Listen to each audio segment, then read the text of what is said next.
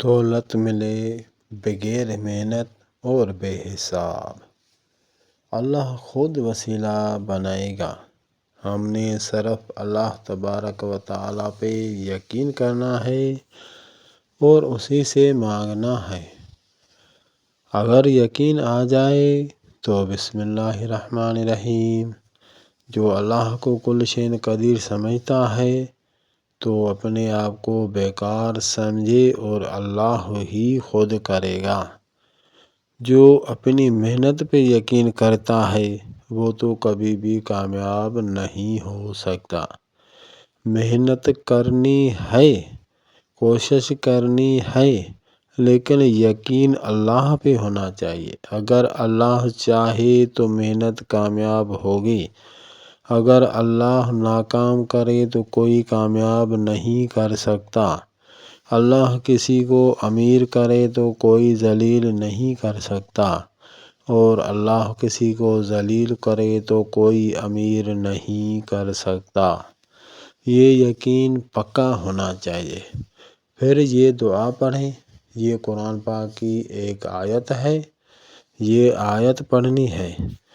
اگر یقین آ جائے تو پھر یہ یقین کے ساتھ سحری کے وقت اٹھیں، صرف 3 دن پڑھیں اور پوری زندگی اس کا فائدہ اٹھاتے رہیں۔ ہاں، ایک بات ضرور یاد رکھنا، کسی کے ساتھ ظلم کرنے کے لیے یہ آیت کبھی نہ پڑھنا۔ عورت ہو یا مرد، بوڑھا ہے یا جوان، لڑکی ہے یا لڑکا، لکھا پڑھا یا ان پڑھ، زمیندار یا بغیر زمین مزدور والا، کوئی بھی ہے، جو بھی کام کرنے والا ہے، سب کو ہی امیر بن سکتا ہے۔ اس میں کوئی شک نہیں کہ امیر بننا اللہ کے ہاتھ میں ہے۔ سحری کے ٹائم پہ اللہ پہ یقین کر کے پہلے نفل تہجد پڑھیں، اسی کے بعد 1000 بار روزانہ صرف 3 دن کے لیے پڑھیں۔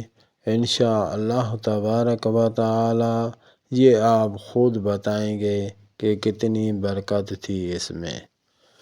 یہ مجھے بتانے کی ضرورت نہیں ہے، آپ کے راستے ایسے کھل جائیں گے، ایسی جگہوں سے رزق آنا شروع ہو جائے گا، ایسے اسباب مل جائیں گے جو کبھی آپ نے سوچے بھی نہیں ہوں گے۔ ہاں، کیسے سوچیں گے؟ کیونکہ یہ تو اللہ تعالیٰ کی قدرت سے ہی بنتا ہے، محنت سے نہیں۔ جو یہ کہتے ہیں کہ محنت سے بنتا ہے وہ بالکل غلط ہیں۔ اللہ تعالیٰ سب کچھ کر سکتا ہے۔